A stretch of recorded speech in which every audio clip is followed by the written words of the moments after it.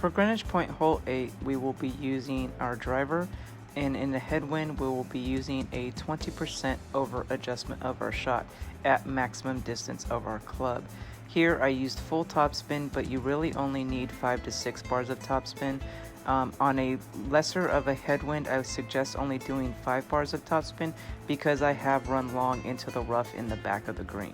So here I adjusted my shot with a maximum distance of my club with a 20% over adjustment with my blue ring either in the rough or just touching the rough. It's up to you on how safe you would like to play this shot.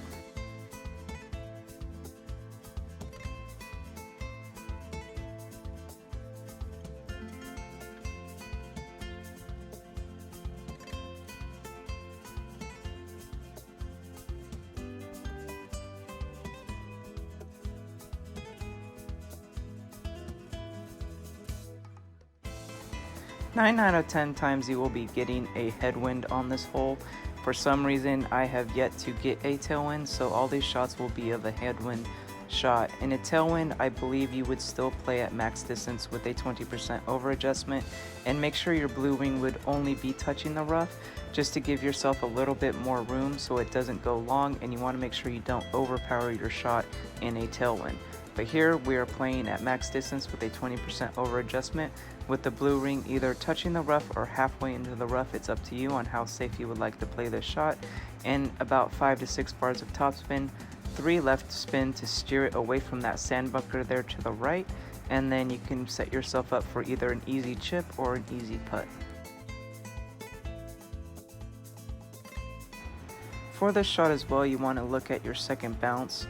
It's going to be a compressed ball guide in a headwind, so you want to make sure that that second bounce is just either past the rough on the other side or just on it before it hits the fairway, so that way you know your ball guide should be, or your ball should be hitting the rough after after you take your shot.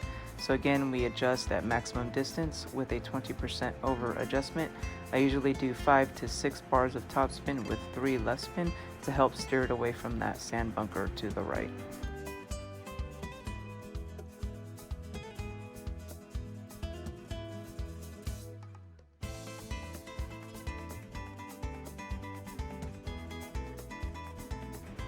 So one last time, you adjust your shot at maximum distance of your club with a 20% over adjustment.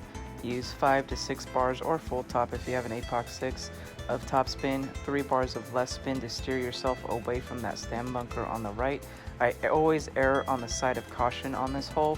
I'd rather have a long putt or a chip to get my eagle than go for the hole-in-one, because the hole-in-one is not the easiest thing that you'll ever get, and chances are you will be going to a shootout on this hole anyway, so just be safe and err on the side of caution.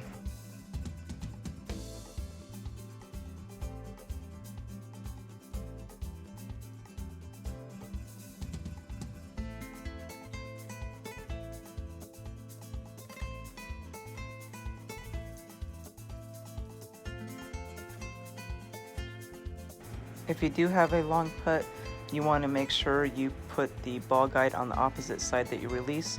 I always release from the right side, so my ball guide is always on the left-hand side of the cup.